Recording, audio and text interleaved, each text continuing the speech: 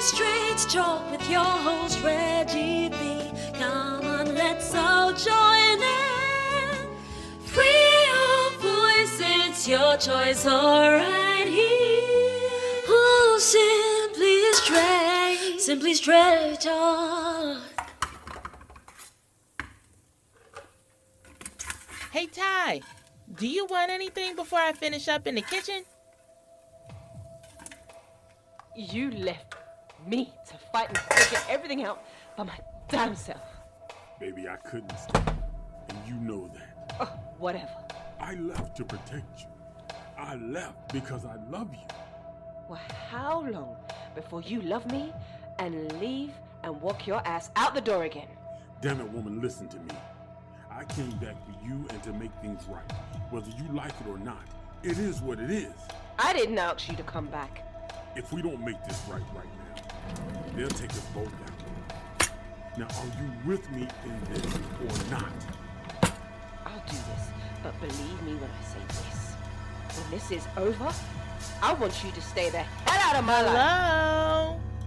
Do you hear me talking to you? Yes! And don't bother. If I want something, I'll get it myself. Why are you getting an attitude with me?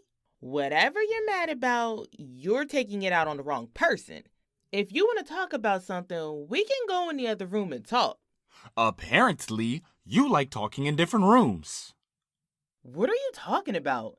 You're just making up some random crazy crap right now. Oh, so when I say something, it's just crazy crap. Whatever. Go do whatever you're gonna do. Go call your man Reggie or something. What is that supposed to mean? Why are you making these slick comments? I'm trying to be supportive. I bet you are. James told me how supportive you've been about this relationship. You're full of it. James? So you and James are having conversations now? What did he say? You know what? It really doesn't matter. The truth is, you don't respect me. I understand that not having a job makes things difficult for us, but you don't have to treat me like a kid. And you need to respect me. Boy, please. I have always respected you.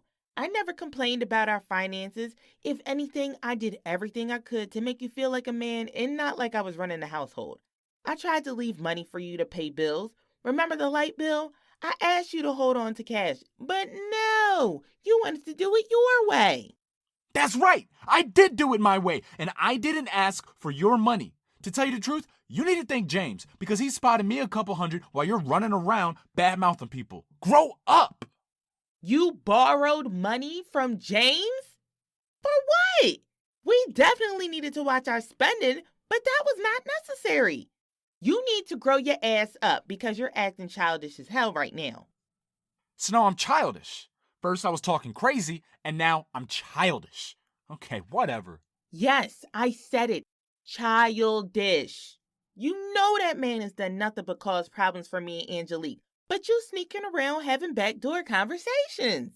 Do you know how hard it is for a man not to be able to provide for his family? You're not even trying to understand my frustration of having a college degree and still not being able to find a job. Then coming here and you asking me, did I cook? Or how did things go? Hell, if things went well, don't you think I would have told you from the jump? I've been walking on eggshells around you for too long. No matter what I do, nothing pleases you. I live here just like you, and I'm getting sick of coming home to a man with a nasty attitude just because he has a woman that's trying to hold him down. Finally, you have spoken the truth and said something that makes sense, because I'm starting to realize that I have been held down by a woman who doesn't respect me. But I bet you respect Reggie and James, since you've been laying up with Reggie and James turned you down when you tried to get with him. Let me tell you something right now. James has been lying to you. I want nothing to do with him.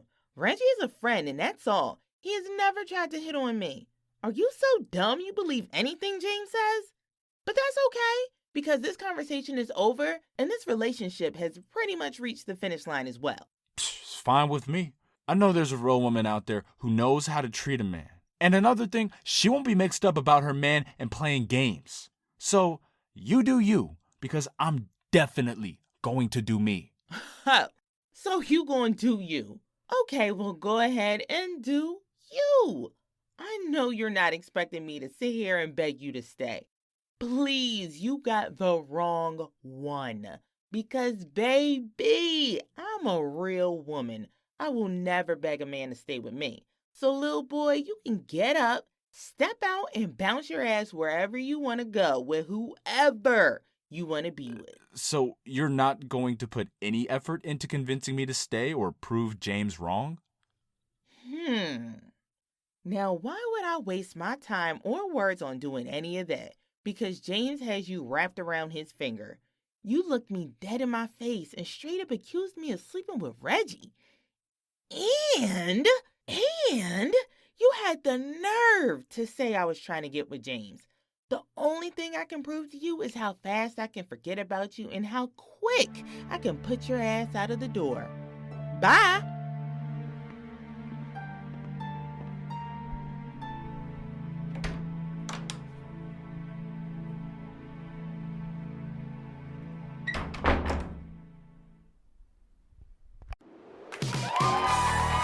Hey, Simply Straight Talk family.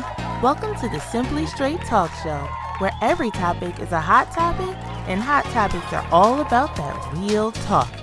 Now here's your host, Reggie. Hey everybody, welcome to the Simply Straight Talk Show, and today we have Melissa with us. We have been missing her. She is back, and we're going to talk about trauma. We're going to talk about dealing with trauma with family and friends, support, and anything else we want to talk about, we're going to talk about, and y'all just going to listen. Yes, thank you for having me back. Hello, everyone. I feel like I want to do the intro right now. Simply Straight Talk. But y'all don't need to hear all that because it sounds awful when I try it. So shout out to the woman that does sing it because she kills that. Okay? Oh, I wish I could sing like she sings. Oh my gosh, yes, she does that. Cause I know I was telling you before, I'll just be in the kitchen, I'll be washing dishes, and it just comes out of nowhere. I'm like, yeah, I don't know. It's good. She sounds good. She does. I need to get in contact. Dang, I just feel like I abandoned her. Oh no. Well, if she's listening, and if you ever hear this, we love you. We miss you. Come back. Oh gosh, it's good. It's good. But yes, once again, thank you for having me. I'm happy to be here. And oh gosh, trauma. Yeah. So let me have a little bit of a backstory for the listeners out here. I had a small fire in my apartment. What was that? It was a month ago now. Wow. Yeah. Yeah. Geez. January 24th. Good grief. The time is flying. Fast. Isn't it? And I still don't have a washer and dryer. Okay, let me start. So, dryer catches on fire. I'm trying to wash clothes, right? I washed clothes actually a few hours prior. Put the stuff up in the dryer. 10 minutes later, I'm watching, what is it? What's eating Gilbert Grape, And my son, he's like, Mommy, come quick, the dryer. No, he didn't even say the dryer. He said it's smoke.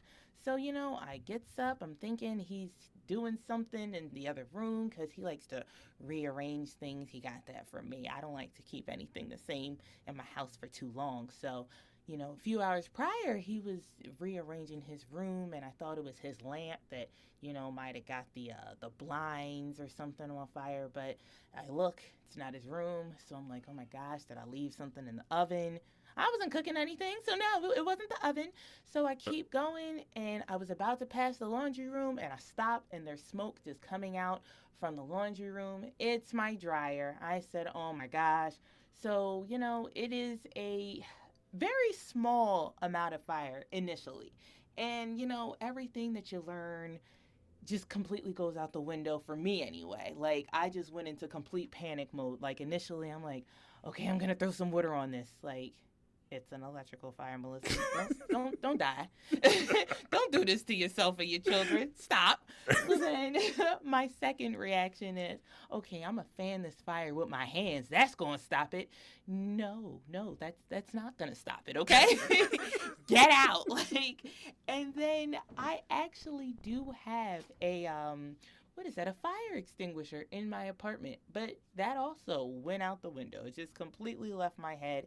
I don't even know how to use it, to be honest. If, I did remember that it was there, I would have no idea what to do with it. So, that all of the basics just like completely left my mind. And I'm just like in freak out mode. But I did have enough sense to get my kids out of there, call 911, and my mom happens to live right above me. She lived in the apartment before I did, and she actually got me into the building with the landlord, and like, I gotta get my mom out of here. But I'm like knocking on other people's doors, and I'm like, yo, it's a fire in this building, because for whatever reason, the smoke detectors were not going off. Like, it just wasn't happening. And I'm like, I don't know how far this fire is gonna spread, because in the few seconds that I was in this laundry room, it started to spread pretty quick. And I was like, whoa, okay, we got to go.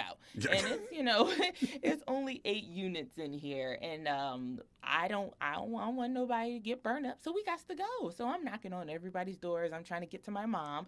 So my one neighbor, she helps me with the kids because we don't have no real clothes on. So, everything's past the fire, and I'm not going to, run back there. So she helps me get, the baby some clothes. My son, it was what it was for him. He had on a onesie pajama thing, so he was cool with what he was wearing. He's wearing my Uggs, so that was fine. I get upstairs to the 3rd floor. I'm knocking on doors. People like, what is this crazy girl doing at like 10:40 p.m.? Like, I'm going to bed. Why is she banging on my door? I get to my mom. She's looking at me like, who is this? It's me, Mommy. Come on. We got to go. It's a fire. The building's on fire. Let's go. So it was just, I'm so very thankful that we got out. I had renter's insurance. Nobody else's apartment was truly affected. Like, when the firefighters came, they did break some doors because people, they weren't home. I had 2 neighbors that weren't home. So because they couldn't get into their apartments, they had to bust their doors down. And, some water did get into other people's units, but fortunately nobody else's apartment was truly affected the way mine was. The fire didn't spread outside of the laundry room, but the smoke it filled the whole entire apartment. And then the firefighters, they came in spraying everything. I said, oh my gosh, everything was just soaked. I said, why is my bed wet? What is going on here? My bed ain't on the floor. Okay, so, so many things had to go. But fortunately, we were safe. Nobody had smoke just sitting up in their lungs. I had renter's insurance. My mom, she's so, she's a mom. So she's telling everybody that she thinks we'll be able to help. She's telling my church. She's telling the school. She's like, this is what happened. So my church, they reached out and they ended up helping the school. They're like, what can we do to help? I said, oh, this is so wonderful. Thank you. So it was great. And initially, I had it all together. I said, all right, this is what I got to do. I got to talk to this person, that person, that person. We're going to be in this hotel 2, maybe 3 days, because this is what my landlord told me. And, we'll be fine. We'll be back in. I'll get situated. My son, he's 7. He does virtual school. I do the voiceovers. I'll be able to get back into my apartment and start my work again. I got it all mapped out in my head.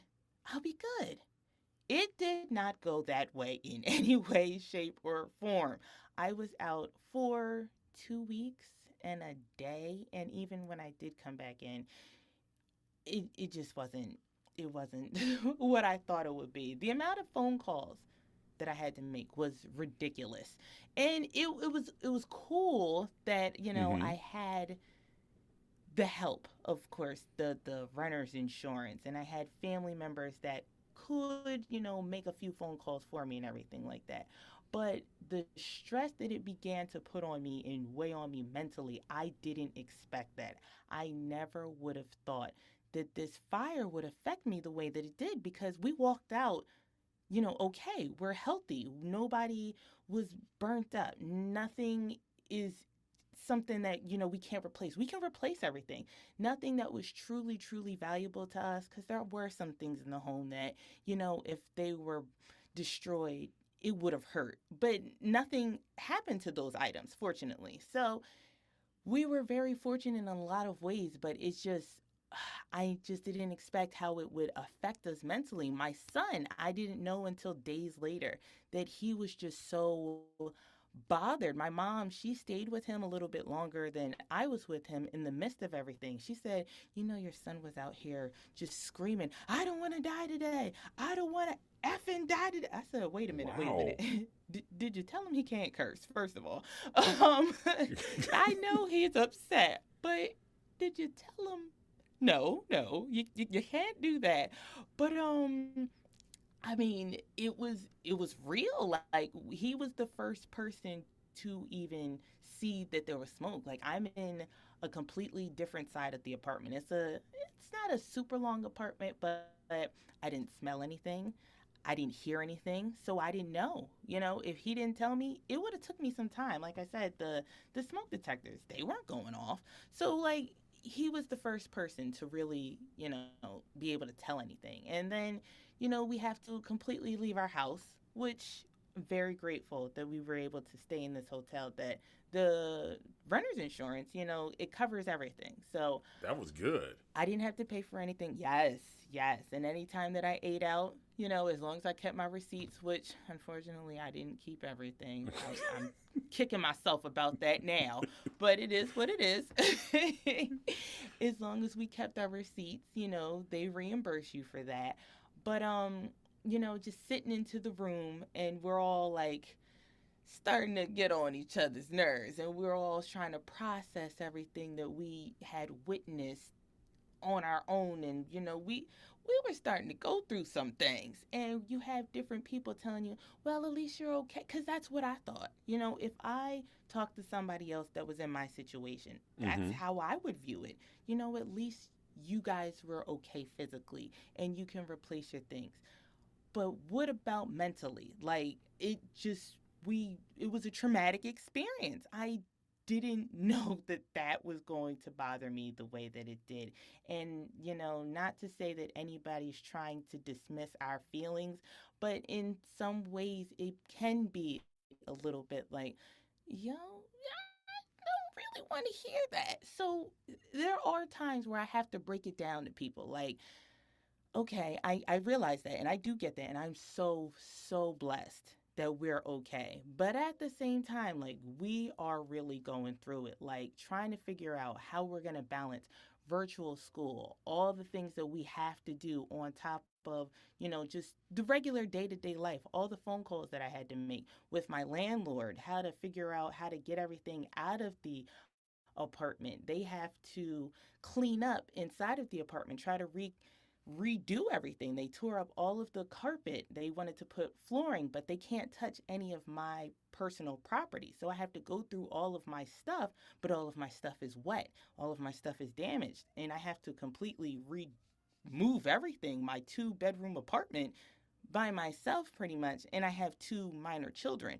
And one of them she's like an octopus, so she's a little bit stressful on her own. And then my 7-year-old, I don't want to take him back there, because I did that second day. I did take him back there. He's just yelling out, oh my gosh, our place is on fire. Every time he goes back to this place, that's the first thing he's thinking.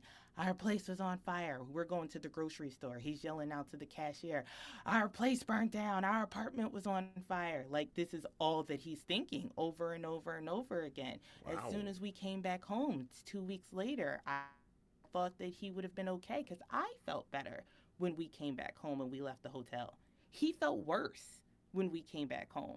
So it's just the way that things affect people. You just never know how trauma is just going to, hit somebody. And you just, it's just really crazy. And there's people that I had to really try to break it down to. And some people got it. I have some family members, some friends that I was like, I get what you're trying to do. But when you're saying this, it's kind of making me feel worse. And I already have issues with anxiety anyway. So when you're saying this, I'm feeling worse. Like I am bawling right now. So I'm going to need you to for the most part, I just needed to vent. For real, for real. I just needed somebody to just listen to me vent. And I had certain family members, I'm not even going to say who, they weren't trying to hear that. They weren't trying to hear that I just needed a shoulder to cry on, just somebody to just hear me, not looking for a solution, not trying to tell me what it is that I should do or what they would do if they were in my situation or how I should feel. I just need you to listen to me.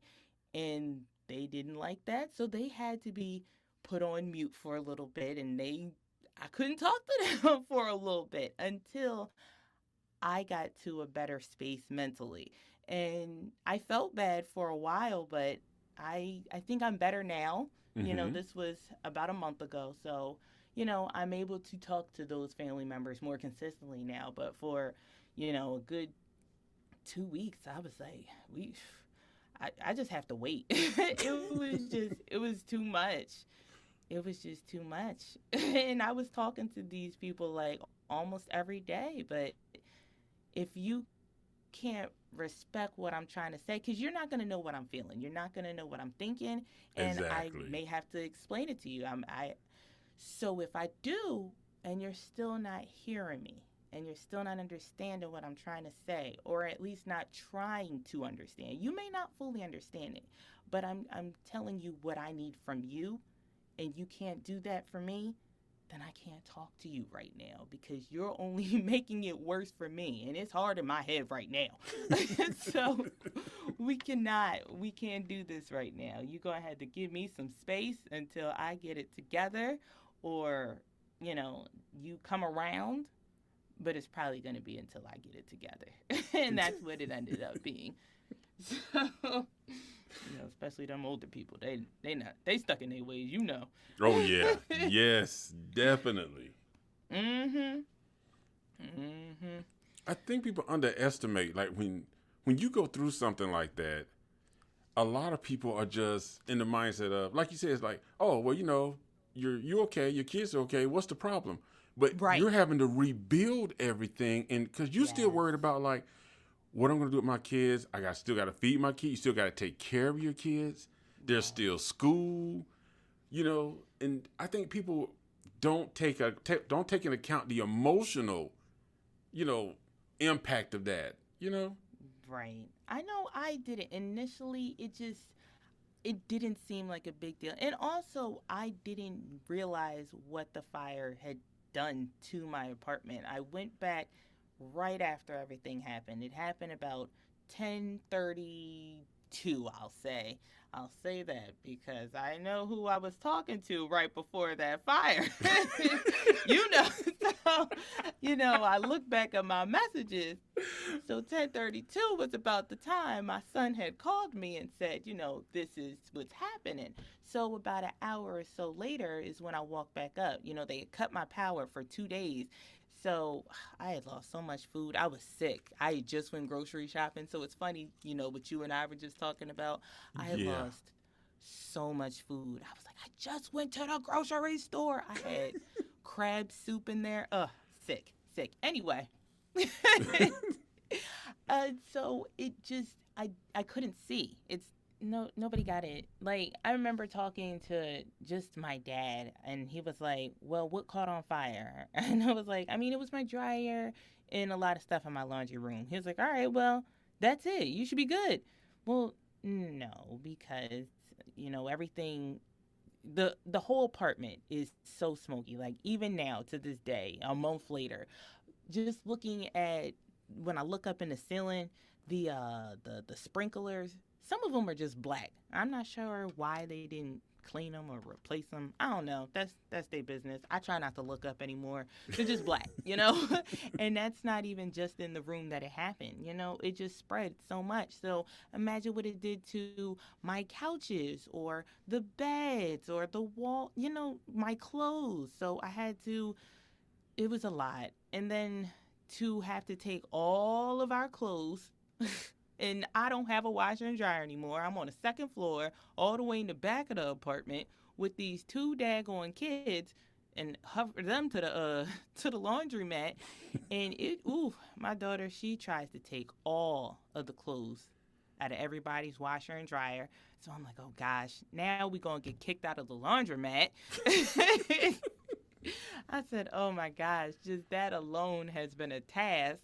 And it's just, you know, trying to document everything. And I love that State Farm has been so amazing. Shout out to State Farm. They've been great. Every customer service representative that I've spoken to have been wonderful. But they got this system where you type in everything that you're claiming. And that thing takes forever. I'm like, oh man, I've been typing for 3 hours and I only claimed $100 worth of stuff. Good grief. So, you know, between doing that and I gotta, you know, get my son's virtual school, everything together. My daughter, I'm trying to potty train her and try to get her to stop trying to hop off of the cabinets. It's just it's just been a whole lot. So, you know, some people, they've been extremely understanding. And my mom, she has been like a whole superhero. Like, what can I do to help? She just pops up like, all right, I'm going to start making phone calls for you. I don't want to, you know, do too much, but I'll do this and that when I can. And I'm like, oh gosh, I'll just bust out crying again. Like, it just means so much to me. Thank you so much. Oh gosh, the amount of times that I started crying, like when I went to the what is the restaurant? Oh gosh, it was one restaurant near me, and it was Mission Barbecue. This is when I knew that I was truly affected by this fire. It was about 2-3 days after it happened, and I thought I was good. I thought I was handling everything okay, and my boyfriend kept saying, "You okay? You okay? You know, he's been waiting for me to just bust out crying because he knows I'm a crier." And I was like, "No, I'm good. I'm all right. I'm fine." He's like, "You sure? How you feeling?" I'm like, "Leave me alone. I'm good." So I go to pick up food, and these girls were just so nice. It just didn't make any sense because I'm so confused right now. Like, I can't think straight. I'm very forgetful right now, and I just lose my train of thought extremely quick. Like, and that's just all related to, you know, experiencing some kind of PTSD. Those are just after effects that tend to happen. So I'm losing my train of thought out of nowhere. So I'm forgetting what it is I want to order. So I'm at the register and I'm talking to her, and then I just like stop mid-sentence. I'm like, what the hell am I talking about? And she's just looking at me, and I'm looking at her like, oh my God, I don't get embarrassed, but I'm like kind of feeling bad. Like, fortunately, there's nobody behind me, but I'm like, oh my gosh, I'm so sorry. I think I want this, and that. She's like, okay, all right, it's cool, it's fine. So me and her, we're just talking, and I'm like, I have no idea what my boyfriend wants, but I know he wants food. So, like, I forgot. I don't know. So she's trying to help me figure out what it is he could possibly want. Because I'm like, I didn't ask him enough questions. And even if I did, I'd have forgot. I should have wrote more down. I don't know. I don't feel like calling him right now. So I don't know, help a sister out. And she did. She was great. So I go to the next girl. There's like 6 sauces to pick from. She was just as amazing. I said, where did these people come from? Like, who are they? Who are these super nice girls? They're just so ridiculously nice. I left the restaurant, and then I called the manager like, yo, these girls are just, because I know that I looked crazy in this restaurant. I know I did. I know I look like, who this woman? Why is she, like, she can't remember anything. Like, she just stops mid-sentence. Like, I know I looked like there was something wrong with me. So I had to let him know that they were just so nice. And then in the middle of talking, I just bust out crying. And then, oh my gosh. And that's when I knew, okay, Melissa, you are definitely going through it. And it's just, that's why you always got to be nice to people. You never know what kind of day somebody's having. That's true, though. You really don't. You don't. You really, oh gosh, they were the sweetest girls. I wish I could have remembered to write a customer survey on them, but I forgot. By the time I got to the hotel, I forgot all about it and I threw the receipt in the trash. But that's just the kind of month I've been having. See, and for people who have never experienced a fire, or if you never seen when the fire department arrives to an actual fire, let me tell you, they do not care about doors. They don't care about cars. Their only goal is to spread as much water as they can. Listen, those fire hoses put out like 200 some PSI amount of water. Yeah. So they are built. The fire hoses are made to drown. That's it. It's not sprinkle. They are made to soak. Mm-hmm. So that's why, when she said like her stuff was wet, trust me, they wet everything. They don't look at, kind of go over the couch, guys. Wash the couch now. No, they don't care. They spray. Right. Like I went in there with a pair of sneakers and my socks were soaked and I was only in there for 10 minutes. So then I switched out of those sneakers and put on some boots. And then those boots and socks were soaked. I said, what in the hell? Just for my carpet. And that was the next day. Like the following day, everything's just still like, oh, it was so wet in there. I was like, oh, okay. This is something. But, it is what it is. But just having positive people that are going to listen to you, that are going to ask you, what do you need? How can I help? They don't have to be physically there. Like my sister, my older sister, she's a state away. But, oh my gosh, she has so much going on in her own life. Our kids are 2 days apart. So she has a child who's also doing virtual school. And he actually does half school. Like he's in school for like 4 hours a day and then the rest is like virtual or something like that. I don't know, something weird. And then she works 6 days a week, like a full-time job. I'm able to, be home with my son. So like my heart goes out to anybody who is doing this virtual thing or even this hybrid thing, and they work and outside of the home and they're like balancing it all. Like, y'all are superheroes, moms, dads, aunts, uncles, grandparents. Y'all are the truth. I mean, all of us are superheroes, for real. But, like, y'all, like, really, because I would just drive into the wall. Because so she has more than enough going on because she has to leave work, go get her kid, and then drop him off somewhere, and then go back to work. And she's still listening to my sob stories and all that. But it just meant everything to me to be able to talk to somebody and just break down, and she picks me back up, and I'm like, okay, I got this. I can keep going. Because I was just like, I don't know how I'm going to keep going. I'm just so done. It just kept seeming like it wasn't ending. It just was so many days. It just was so exhausting. I was getting so tired, and I could tell that my kids were getting restless of being in this hotel. My daughter, she likes to draw on the walls. So I'm like, oh my gosh, if she finds a pen in here, it's over. They're tearing up this bathroom in here. I said, oh my goodness, my boyfriend, he is not often is he home. He's a truck driver. So, when he gets back, he's trying to sleep. But everybody's loud because we're up.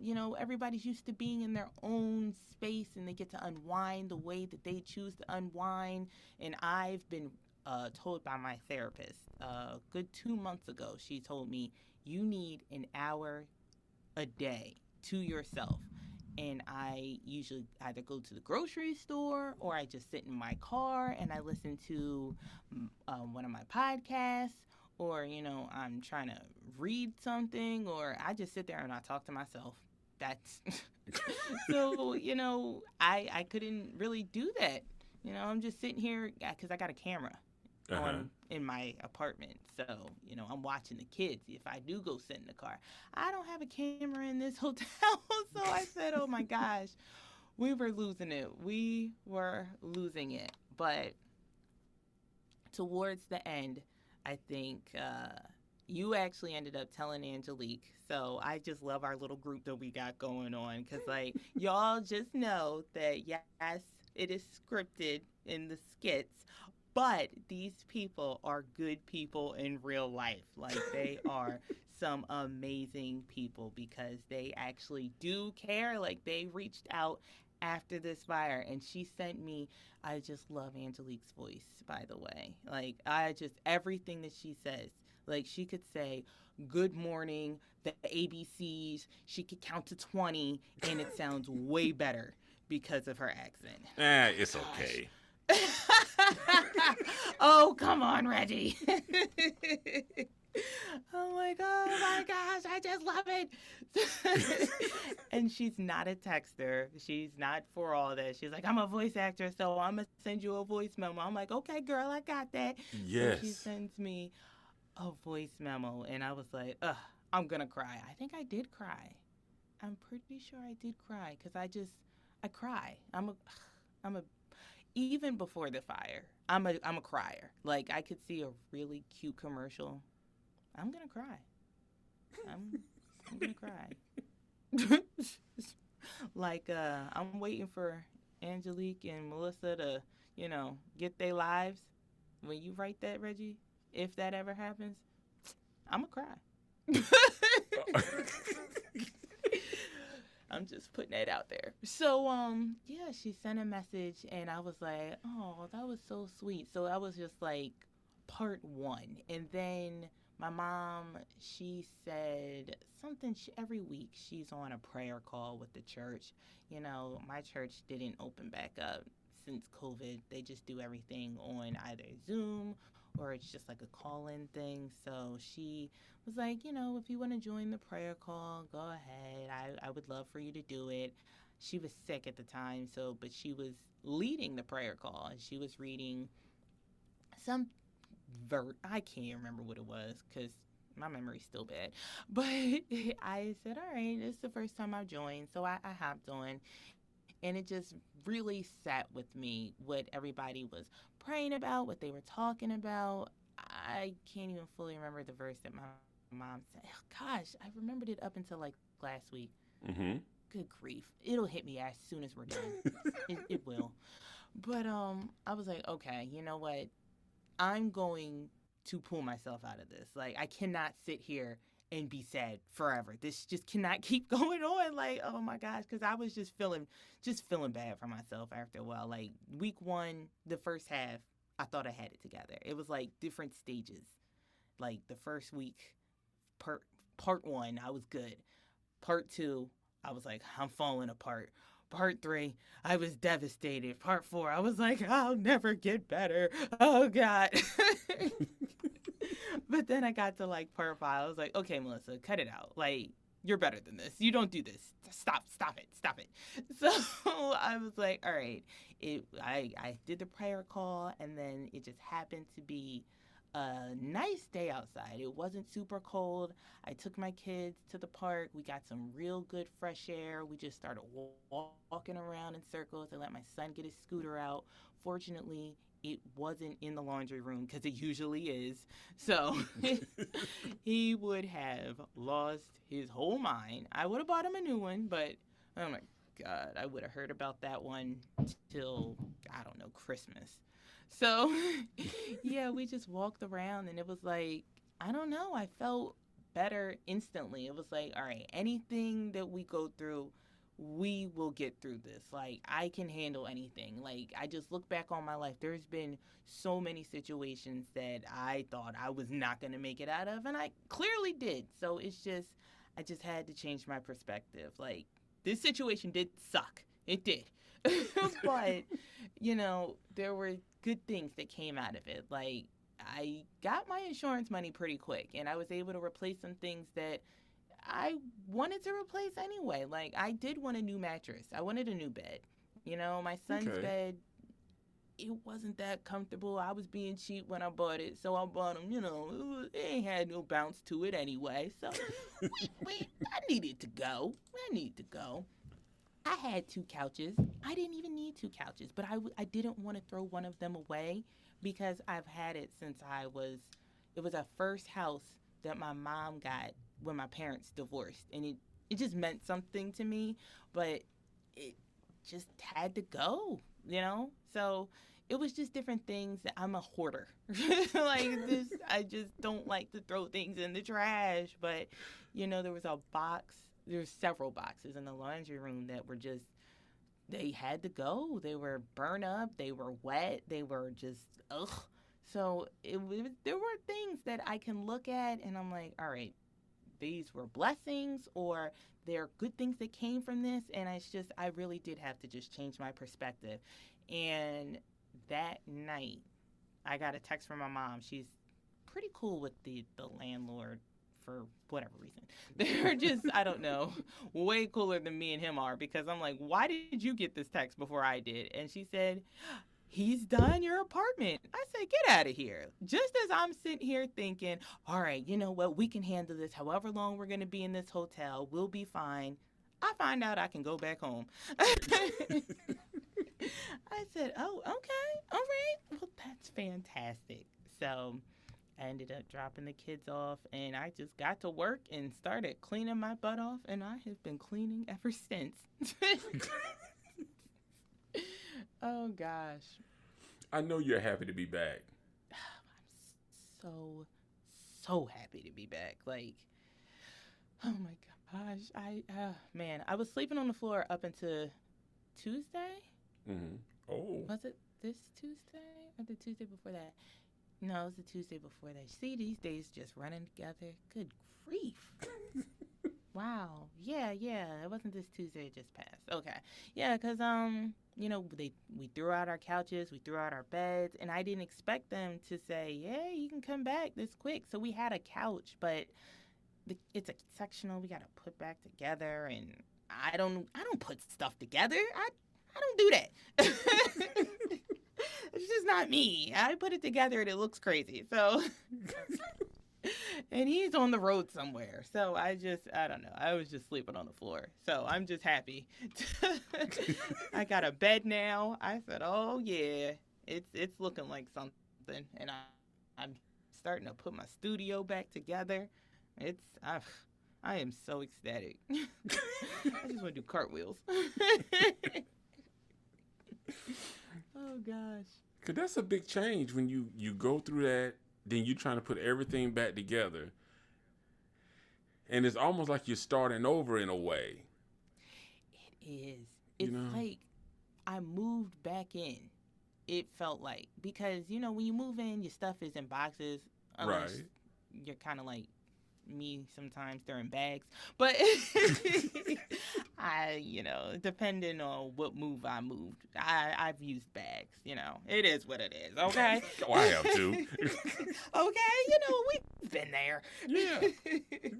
But it was like everything was just all over the place, and when things are all over the place and they're real cluttered, I can't think straight. And I was just, oh my gosh, I didn't know what to do with myself. And I was like, if I could just get one room to look like something, I think I can move from there. So I just couldn't get it.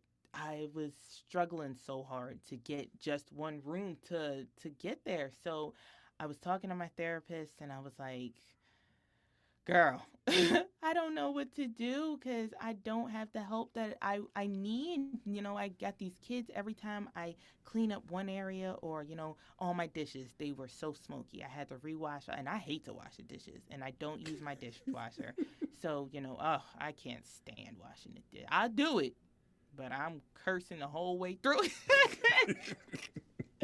Oh my gosh. And usually my boyfriend's there to dry the dishes, and he talks me up through the whole thing. He encourages me, and he's like, come on, we can do this. So, he just hasn't he's been gone for like a good chunk. Like it's weird the way this happened. The fire started as he was going to leave for some time. So it just really sucked. So I was like, oh man, who's going to help me wash the dishes? So I'm like, Julian, I'm talking to my son, Julian, get over here, help me wash these dishes. And he might dry one dish, and then he just runs off. And I'm like, you didn't even dry this right. I don't want your help anymore. So I get my mom to help, and she's like, I don't even know where this goes. And I'm like, oh God, you know what? Never. I'll do it myself. I'll just do it myself.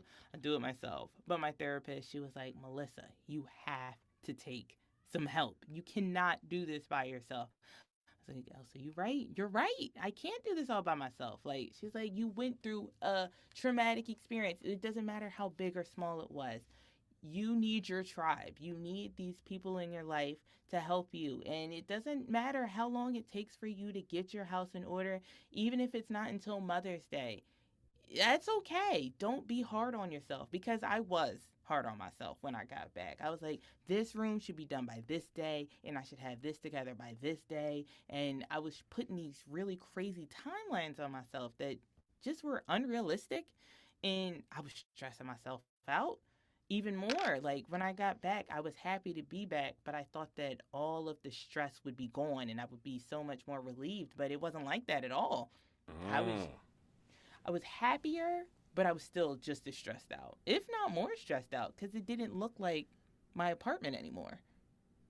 Because I didn't have no more carpet. I love the hardwood floors, but my couches were gone. I did not have a bed. Everything was all over the place, and I have to now find a new place for everything, and figure. And I don't have a washer and dryer. That is still eating at me because That's tough. It is. People don't understand. If you don't have a washer and dryer, it's just so much easier with a washer and dryer in the house. Yeah, and I'm potty training, so the baby, she keeps taking off her diaper and just she sat in the corner a few days ago and just went number 2 on my son's jujitsu uniform like Ooh. A puppy. And then a few days later, she peed 3 times. She just took her diaper off and just started peeing everywhere, but they're on clothes. And I'm like, Skylar, why are you doing this to me? The potty's right there. Sit down. Oh. Okay. That's okay. So I'm washing about 3 times as many clothes as I was before. And I'm like, oh gosh, I gotta go back. Oh, all right. Okay. That's fine. It's okay. It'll be okay. Hopefully. But it would be better if I didn't think that my landlord was dodging me, because he won't answer my phone calls. Oh.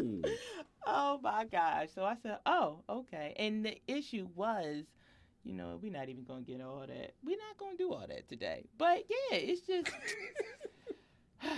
it would, hopefully I get a washer and dryer soon. I really hope so. That's the bottom line with that.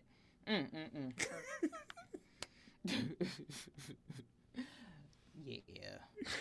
Oh man. No, I can understand that, because I don't know, when you've been displaced, and now you're trying to get back into the flow of things, and people will dismiss it like, you're back in your place. What's the big deal? It's like, no. Because like when you said before, it's like when you got to like going through that, people don't understand the amount of phone calls, everybody you got to get a hold of. Some people respond quick, some people respond slow. Right. And you just want answers. It's so true. And I still don't have answers. Like, I don't even have an answer from the fire marshal what the initial cause was of the dryer fire. Because the dryer was messed up before I even started that dryer. And the landlord was aware. So I would like to know what's going on. So, it's just trying to get a hold of the fire marshal, trying to get a hold of, the insurance company. I know that they have so many people. I mean, the fire marshal too. He told me the night of the fire. He said, I had 5 fires this week. So I can't come back for a few days. But I mean, trying to get a hold of the people that, it wasn't State Farm. My insurance company wasn't the one that actually took care of the hotel bill. They had a company that they worked with. So, I had to talk to them. Then there was another company that came out. In order for the insurance company to pay for my TV, the one TV that I had in the living room that was extremely close to the fire, that doesn't seem to be working the same way. It has to Oh. be diagnosed. So I have to get it to the diagnostic place, but I'd have to take it off the wall. That's a 65-inch TV. I don't even know how to get it off the wall. That's a lot, So it's just there's been, and then with the school, my son missed 2 weeks of school. I was very, very fortunate. Another situation where I just bust out crying on the phone. The school actually said, we're just going to pretend these past 2 weeks just didn't even happen. Because I was like, I don't even know how I'm going to catch up right now. Like, I mean, we'll get the work done, but I'm just going to be behind for a while. Like, he's just, the schoolwork, like, I can't get it done right now. Like, I'm be able to do like a little bit at a time, but I can't get it done right now. And they were like, listen, we're just gonna just erase those past 2 weeks. I was hysterical. I said, thank you so much. Like, it was just so much. And I'm trying to get him to start tutoring because he's been having issues since this virtual, actually even before virtual school, but it's been even worse. So trying to do everything that I was doing with my daily life and then trying to fit that in with this this stuff that I have to do with the fire. I said, "Oh my gosh. My checklist was insane." Oh gosh. I can understand, because that's a lot. It was a lot. That's It a was. lot to try to juggle around. It was, and I forgot to return my laptop, which hurt me. I bought a new Mac, and I didn't return it within the 30 days. I just tried to return it a few days ago. They said, "Oh no, it's been past 30 days." I said, "Oh, I'm stuck with this big purchase that I can't even use." Good grief! But I had everything going on. Like, this forgetfulness was just.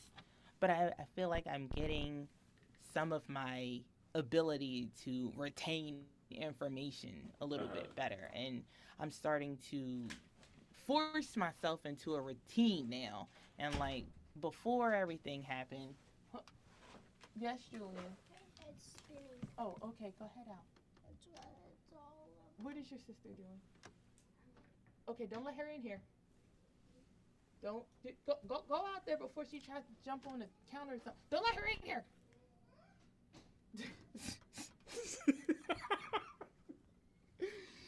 Oh, good grief, these kids. Hey, at least you don't have a boring moment. Oh, yeah, never that. Never that. I miss the days. There was a time when I had nothing but boring moments. And I was like, oh my gosh, my life is not entertaining at all. I just wish that I had some kind of fun going on here, or not even fun, like something going on, something to talk about, some kind of a story to tell. I got nothing but stories. Nothing but stories now. Good grief. They don't stop.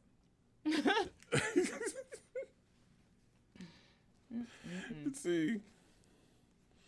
Yeah, that's the thing about parenting. It is non-stop. nonstop. It Nonstop. really is. And you got the ages where it's like you have to always be. When they get older, like 12 and 13, it's kind of like they want to be away from you anyway. Right. But when they're in that like 2, 3, 4, and 5 age, it's like no. We are a family. We are together.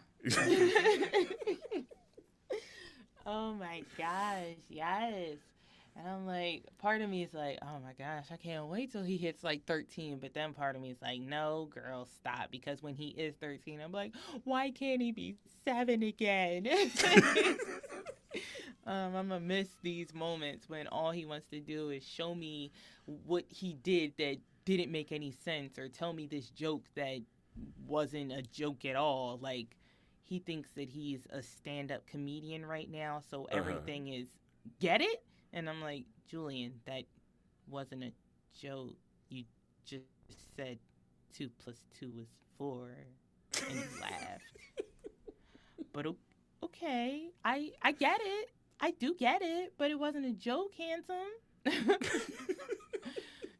Oh my gosh. And then my daughter, I don't know who told her that babies live in a mommy's tummy, because she keeps lifting up my stomach and says baby, and I'm like, whoa, Ooh. wait a minute, don't you, hell to the, no, mommy's tummy's just still fat because you were the baby in mommy's tummy. That's all that is.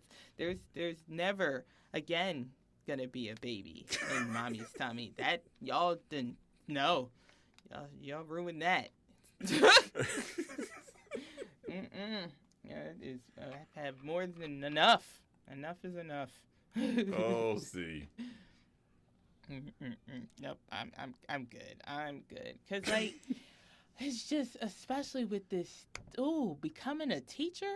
Oh wait. Oh, that is.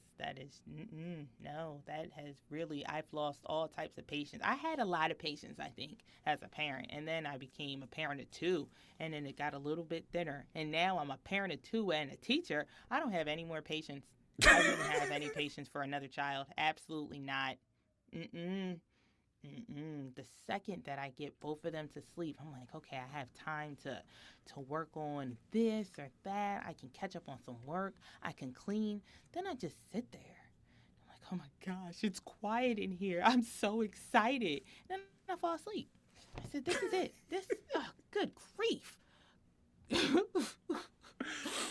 Awful. Because I was the last time you said something, I could not stop laughing. I actually thought about it the other day because we was talking about yoga. Somebody said something about yoga, and the first thing came to my mind when you said you did yoga and you found out, and then all of a sudden you were asleep. Get on the floor and go to sleep. I can't do nothing like that. That mat is too comfortable. I laid on that thing, and as I get in this position, I'm going to sleep. Damn that. Damn that. I tried it. See? Still got that mat 4 years later. It's been used twice as a nap mat. Yeah, I got one too. My niece uses it to drag around. I don't know. Oh gosh. I don't know. I don't know whatever she used it for. At least it's getting used. What she think it's a magic carpet? I guess so. It's whatever toy she wants it to be. It's oh gosh. whatever the cartoon of the day is. I know that's right. I love like, kids okay. and their imaginations. Yeah, I'm like, at least somebody using it. Getting some use out of it. Just money I wasted. It gets like that. That's why I didn't get a gym membership. I was so close, but I said, be realistic. When are you going to the gym? When do you really think you're about to get yourself in the car, drop your kids off somewhere, and go to the gym? It's not happening right now. Now, when he goes back to school, I see it being something I'll do. But I don't see me asking somebody to watch, because my daughter, she starts daycare next year. Next year? Whoa. No, next week. Yikes. let me not do that to myself. Whoa. She starts daycare on Monday, but I still have him, and he takes more energy than she does because I'm his teacher. So, Oh, that's right. oh Yeah. gosh. Yeah, he's here Monday through Friday, and the way they break it up, he starts at 10:30. His day on Monday and Tuesday isn't complete until 5. On Tuesdays, I actually have class on Tuesday and Wednesday, 5 to 6. So the day really isn't done until 6. And yeah, then on Wednesday, Thursday, and Friday, he's not done the day until 2:30. No, and then no, Wednesday's not done till 3:30. Yeah, so it's just 10:30 to 3:30 Sundays, 10:30 to 2:20 Sunday. I just be so just. Have they talked about opening the schools back up? I mean, part of the school is open, but they just close it down back and forth. I said I don't. Oh, that's wanna right. Play with Yeah. y'all. So next year, I think he will be in. And if they'll be open full time, I will be very happy. I'll be very happy because I was just so confused trying to figure out what schedule was it this day and what are they doing that, because Monday and Tuesday would be one schedule.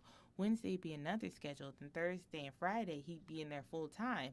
Now Thursday and Friday, he's a little messed up. And what I didn't see happening, all right, of course people are keeping their kids home because they're concerned about COVID. My concern wasn't even fully about COVID. My concern was about how my son was feeling about um just being around people and he can't touch that. He was so upset. And him being upset was starting to freak me out. Like my son, he used to be in therapy some time ago. And then we stopped because his therapist, COVID. She wanted to do virtual. Virtual therapy just didn't seem like it was working out for him. He's walking around showing her his whole room. Now he done left talking about I'm going to the bathroom, got distracted, and he's watching TV. And he's been going for 20 minutes. So I said, okay, so this isn't going to work. But, when he started to go back to school, I started to see that he was really bothered. He's like, I can't play recess with my friends.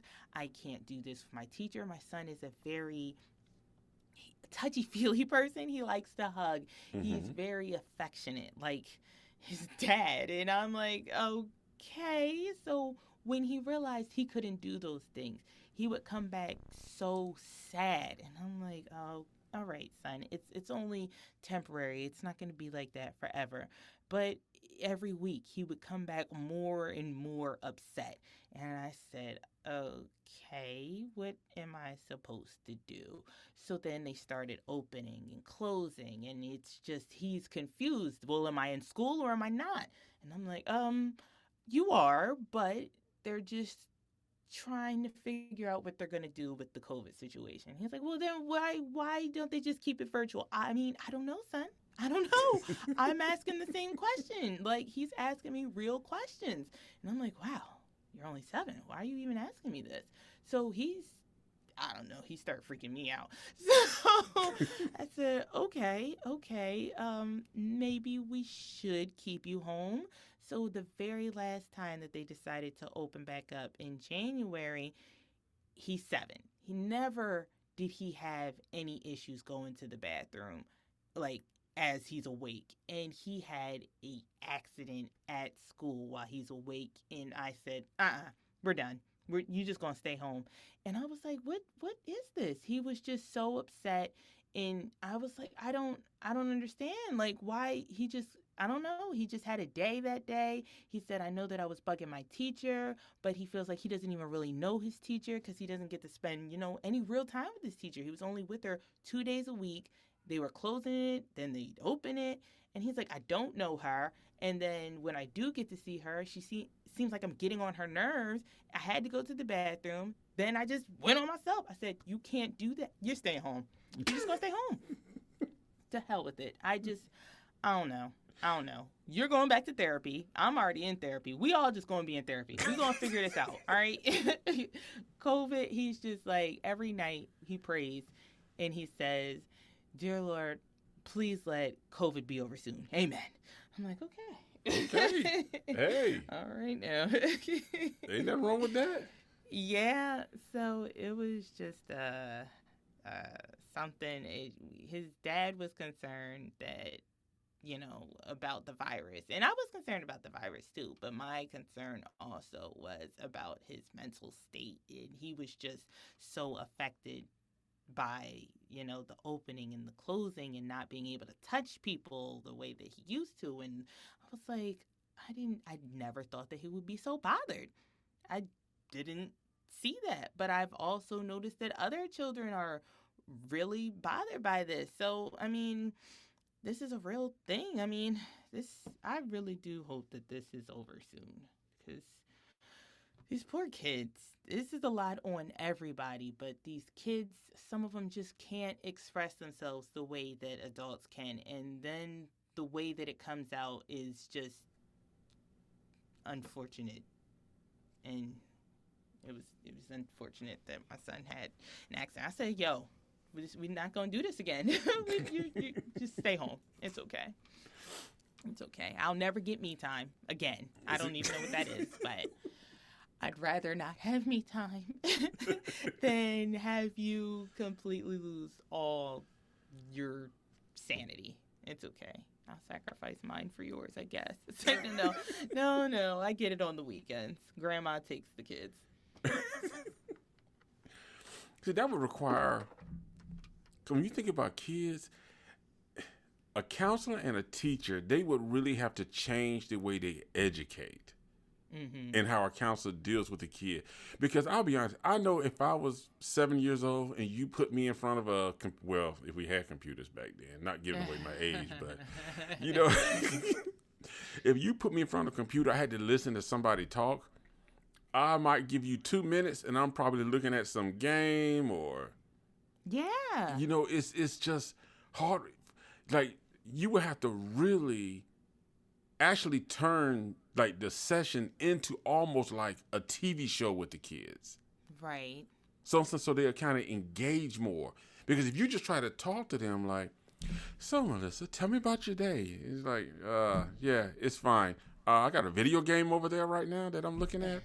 It's like, so they have to be really creative. And I don't know if a lot of the teachers are doing that. Well, I did see on one news thing where this one teacher, she turned her house where she does it from home, but she turned it into like a little fairy tale land thing.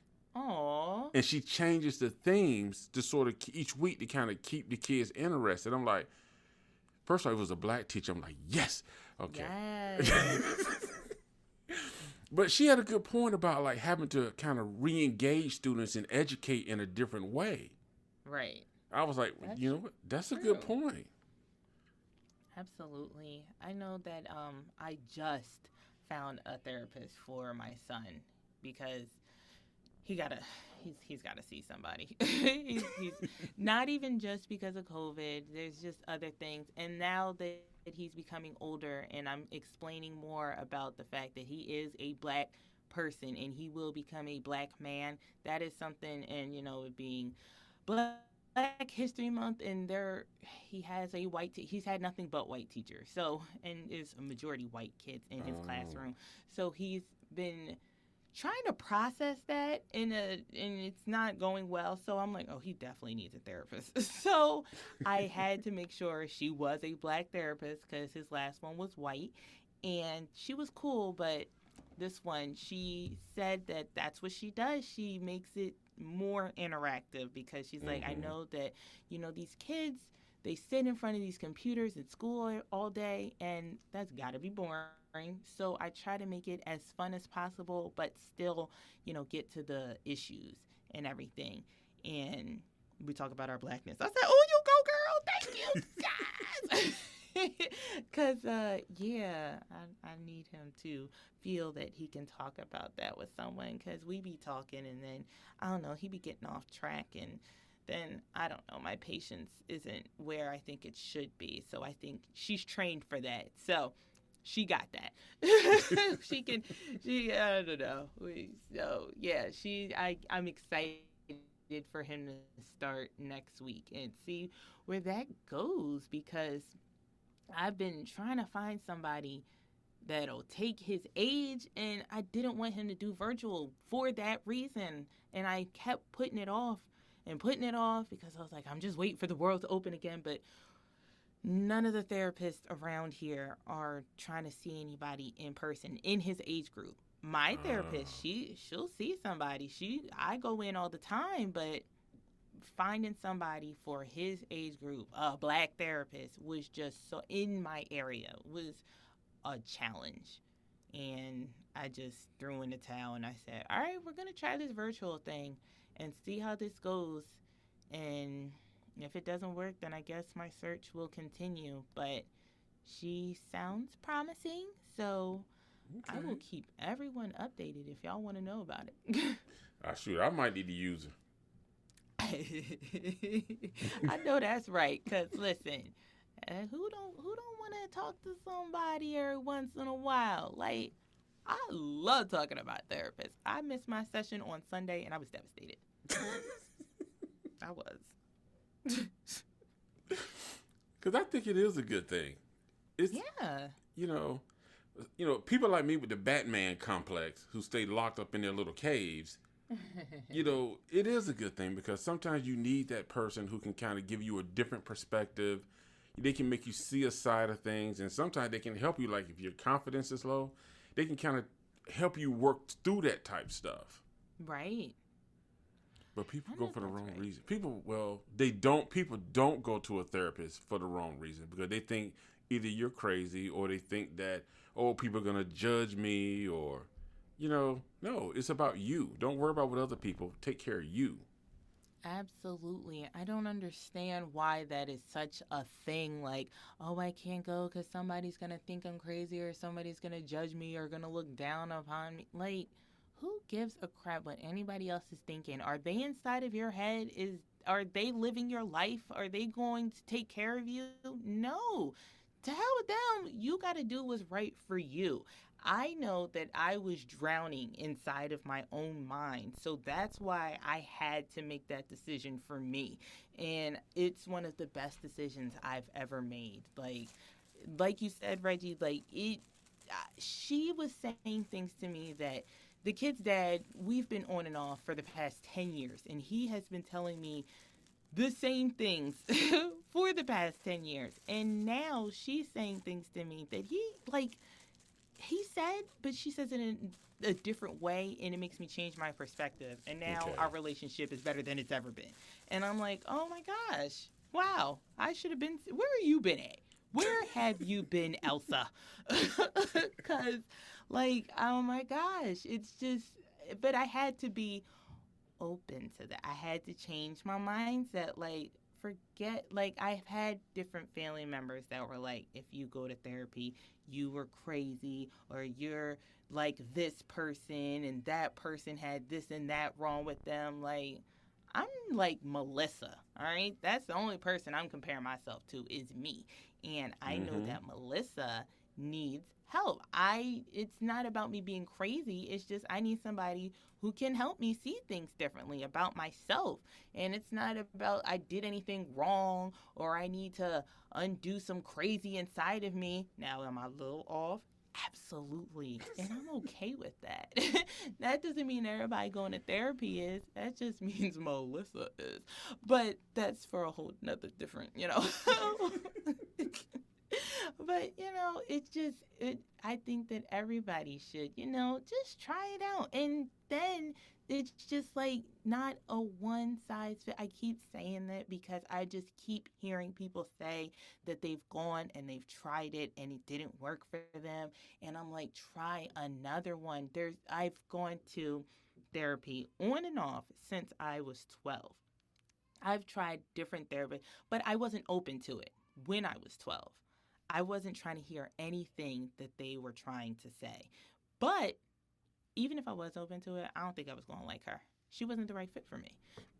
she was also my doctor. Okay, she was Okay. my, she was everything. She was my therapist, my psychiatrist, my OBGYN, and my regular PCP. So I don't think that was supposed to happen anyway. I'm not sure why my mom allowed it, but whatever. It was just too much going on with that lady. But then, I got a little bit older and I went to college and I found someone else on my own. Me and him, we just did not vibe. We just didn't. Then I got a little bit later. I found a therapist when I was pregnant. Me and her vibe, but I think she thought we were friends. She was cool, but no, we could not. It wasn't going to work. And then finally, the one that I found most recently, she's going to tell me what it is. She's not going to, sugarcoat it for me. She's going to let me know, Melissa, you aren't absolutely correct with this one.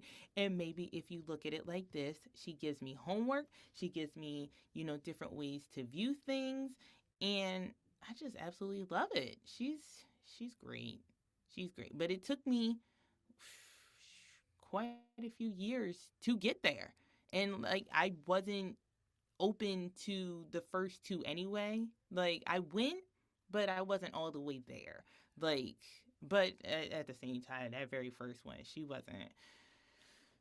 I don't think we was gonna do well anyway. But I wasn't fully open with the second guy. We weren't vibing because I wasn't fully open with therapy. You got to be fully honest with yourself and with your therapist. You can't hold back because if you hold back, it's not going to work anyway. That's true. And people don't seem to think about that. Right. They really don't. Not at all. Not at all. There are some things that I'm like, am I really going to tell her this? Yes. Yes, I am. Because how am I going to get better and do better if she doesn't know what's really happening in my life? So I let her know all 1,000 sides of Melissa. And, I know she's not going to judge me. I know she's not going to be like, girl, why you do that? Or, she's not going to make me feel bad about myself. She's somebody that's going to listen.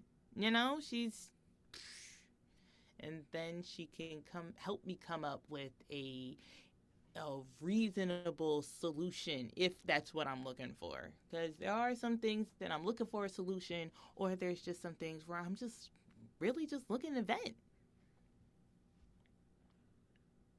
So. Yeah.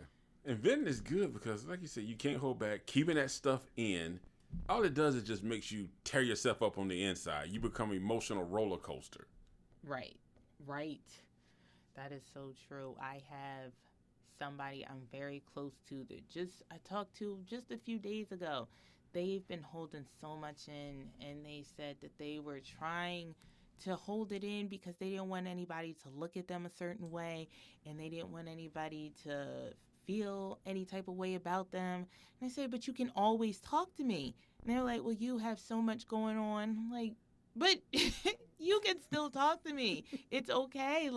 I'll still be here for you. Now, if it's between the hours of 10:30 and 12:30, that's when he's, doing his first part of virtual school. So I may not be fully present, but I'm gonna be listening to you. But I might not respond.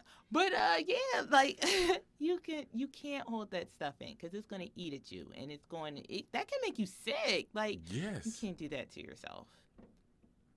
You can't, and I think that's a big part of it too. Some people either they're embarrassed, they're worried about what their friends are gonna think. But it's like if it's a real friend, they're gonna hear what you gotta say. And you had a good point. It's like sometimes when people talk or telling you something, they don't want you to solve the problem. They just want your ear. Yeah. Just look at me. Even if you your mind is somewhere else, just let me go. Nod your head every now and then. Okay. Right. They just want to get it out of them. And, if you can be that sounding board, you can probably help them more than actually trying to solve their problem. Absolutely. There's been so many times that I felt better just by talking, and they didn't have to say anything but, oh, wow, that's crazy. Oh my gosh. Like, just reactions. You didn't say anything to help me, but I feel 20 times better. So just being there for somebody, that can be a lot. And that's what a therapist is a lot of the times. That's a big part of what they do. See, and that's the good part about it. It's like, who was it? Matter of fact, you had somebody. I meant to send you that. Somebody posted on the website, and they made a comment about when you talked about therapy before, and she was saying that when she saw her therapist, I think it was at the grocery store, some store, she went and hid, and she didn't go back to her therapist. And I'm trying to understand, like, what did you think she was gonna do? Like, start giving you a counseling session in the store? I mean, they're not gonna. I guess people think like that counselor may just start discussing their business, but they have a confidentiality. They all the way do. They Yeah. cannot do that. I don't think they're trying to lose their license just to spill your tea in the grocery store. Yeah. No, they're not doing that. Yes, I wonder if they were just afraid that they saw. If that person walked up to them and said, "Hey, how you doing?" They was gonna be like, "Oh my God, somebody's gonna know that I went to see a therapist." It's like, listen, when they're probably outside of their office, they're probably not even trying to interact with you like that because they're not trying to Right. get. I know that's right. I know so many whatchamacallit, like they probably aren't even thinking about it like that. Like they just like I'm in the grocery store to figure out where my milk is. you know, Yeah. They're not thinking about, "Oh my gosh, my client, I got to go see how they're doing or tell it like no, I strongly doubt that it's like that. I mean, that's in any profession pretty much, unless you're in social media and you're out here trying to gain followers or anything. Once you leave work, you're not really out here trying to think about more work. You're in a grocery store. Yeah. you know, they're not going to invite you over to the lawn session so you can lay down in a chair. People just overthink things sometimes. That is true. I know I'm a huge overthinker, but that's funny. I know if I see my therapist, I'd be like, "Hey, girl," and then that's about it. I Yeah. don't I don't think she's thinking about me. I'm certainly not thinking about her. I love her though. She's great. Yeah, but I think people just got to be open to it and just be receptive and just realize it's about you getting help. Don't take it personal. Don't get mad if what you say is not exactly what you want them to say. Right. Remember, it's there to help you, get you to see. Absolutely. Oh gosh.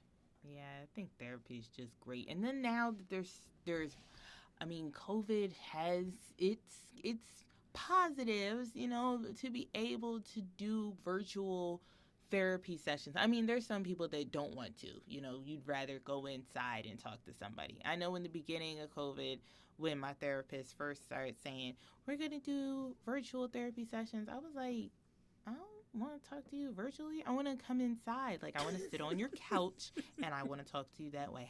This is so impersonal. How are we going to be able to talk this way? This is weird." But now I'm like, "I'm not coming in. I'm going to talk in my closet or in my bathroom or in my car. Is that okay?" She's like, "Oh, that's fine. Thank you." Like, I don't know. I'm comfortable there. I feel good there. Sometimes I'm going to sit in my bed if nobody's around. But somebody usually is. So I haven't had the luxury too often, but it feels good to be able to be somewhere that you're relaxed, you're comfortable, you're in your safe space, you're in your comfortable zone, and you can be as, open with somebody as you want to be, initially. I think you should tell it all eventually, but as open as you can in the beginning upon meeting somebody, and then start to build your relationship. You don't have to come into this office at an inconvenient time. There's so much flexibility here with things being virtual now. Like almost every therapist that I've seen is doing, I don't see anybody that doesn't offer a virtual therapy session. And now we have things like BetterHelp and all these other different counseling apps and all that. Like there's so many different ways to get more help these days. It's pretty great. I'm happy about that. Yeah, you're right. People just do a little research, take your time like Melissa, you made a great point. It's like if the first therapist you don't really vibe with, you're not comfortable with, try a different one, till you kind of get what works for you, a person that you can kind of feel comfortable with. Don't just throw it away like, oh, didn't work. Yeah, it's not fair to yourself. Yeah. To just, completely throw it away. And like, oh, I'm done with this. Because I have somebody else that I'm super close to. And they're like, you know what? I had a therapist and all they did was talk about themselves. And I said, what? They said, yeah, I came in there and we were supposed to talk about me and my issues, and the therapist just sat there and talked about him. And I said, well, that's really weird. And it was like, yeah, that I didn't want to go anymore. And I was like, I can see how that can be off-putting and discourage you, but, try again the next experience. So I found another therapist. That therapist tried to come on to me. Okay, I think I'll pick your therapist next time because I don't know who you going to or where you're going to pick these. I'll pick them for you, okay? Yeah, are they using Craigslist? Okay, like what kind of bootleg therapist? Oh my gosh. You can read the criteria and all that, and you can even schedule. I know all the therapists that I've picked, I've scheduled like a mini call before I even had my first appointment just to get a little small vibe from them. I know this one episode of This Is Us on NBC. Y'all watch This Is Us? Whoop, whoop. Randall, he was trying to find himself a therapist. And he just started having all these different interviews like he was picking a nanny or something. And I love that scene because that's real. You can do that. You can, have little mini chats with your therapist. Like mine, we emailed back and forth before I, picked her. And before we actually talked on our first thing, I wasn't even sure about her. I was like, I don't know. She seemed a little weird, but I wish we had a phone conversation like I did with my son's therapist. Mm-hmm. But she was great. But you can do that. Those are available. And with different sites like Psychology Today, you can put in your preferences, what you want. If you want a black therapist, if you want a white therapist, if you want a therapist that's religion-based, if you want one that, is open to gay marriage and, LGBT, am I saying it right? All that. It's so many different things out there. You got so many preferences. I mean, I know there's other sites other than Psychology Today. That's just the one that I use to find my therapist for. And then you can put in like age, like, what is it like? What is my son? 7? Yeah, so she's like 6 to 11 or something like that. The therapist that he has right now, she's taking ages for that age range or whatever. I'm starting to lose my train of thought again. It's getting hot here. But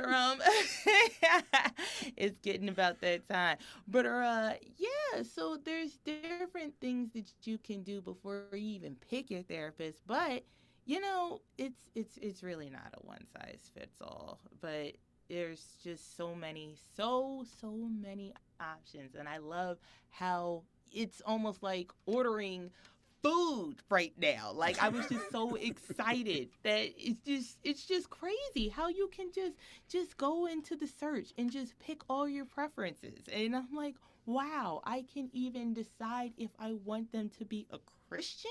Get out of here. Like, wow. it's crazy. It's crazy. It didn't matter to me. I mean, I don't know if mine is or she isn't. I didn't ask all that. But you can, I was listening to somebody a few weeks ago, and she was saying that she only wants a therapist who is faith based, and she asked people prior to, like, are you? And if you're not, we don't have anything else to discuss. I'm like, oh okay, all right, all right, that's to the point. Yeah. So you can. There's so many things you can do. Wow. Well, I hope everybody is enjoying and getting a lot of information, because that's stuff I did not even know about choosing a therapist, to be honest with you. So, so that is some great information. I hope everybody is really going to take advantage of it, because a lot of people have been asking about therapists, and I am the wrong person to ask. So that's why I'm so glad Melissa is actually sharing this with you, because trust me, I would tell you to go sit on your bed and take a nap, wake up, have a piece of pie or something. All right, I like pie.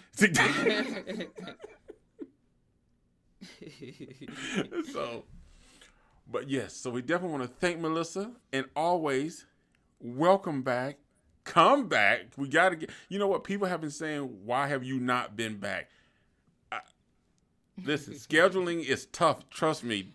Oh my goodness. You guys just don't know what we go through. Oh my goodness. It's something. It is real, y'all. It is real. And even after we get a schedule together, we come into some crazy obstacles. Lord have mercy. Yes. Good grief. Yeah, but they have really been asking, like, why haven't you been back? Where, I'm like, I'm trying. I promise you. I'm trying. We both trying. Yes. Well, I'm back, y'all. And hopefully this will happen again very, very soon. And maybe we can get the group all together again. Because y'all funny. Oh, my God. Because I'm already taking a beating today about the intro that went out on today's show. Oh, man. Yeah, James called you out bad. Yeah, pretty bad. I can say it now because it's already released.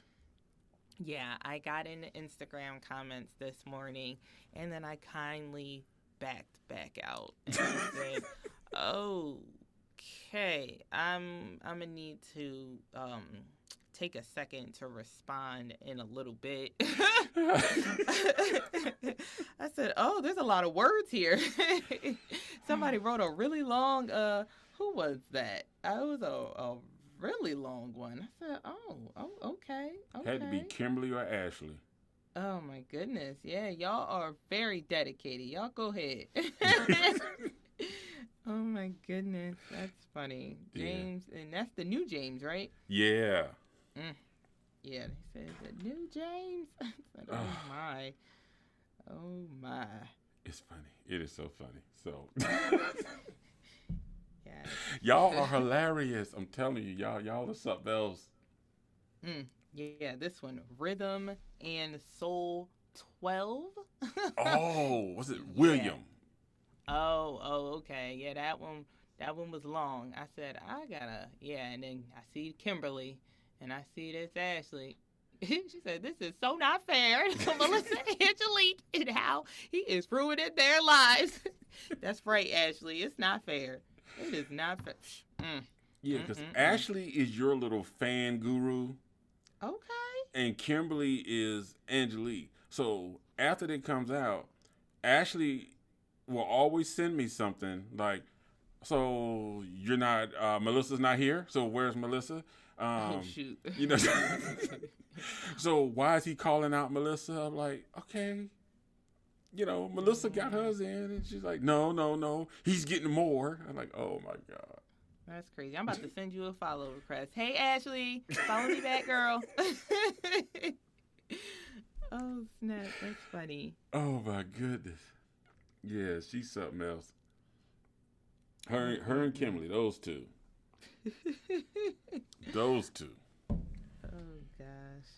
All right. Well, thank you, everybody. We appreciate your love, your support. Yes. Thank you, everybody, for tuning in. And yes, I promise you, we're gonna get Melissa back, and we'll try to get the whole group back for more discussions. Because you guys really gotta. I need to. Matter of fact, I'll talk to you after a little bit after this. But a lot of people want more. Some of the things we talked about. Me and you'll talk about that. Okay. But yeah, because they be ear hustling out there. Oh, So y'all can't hear this.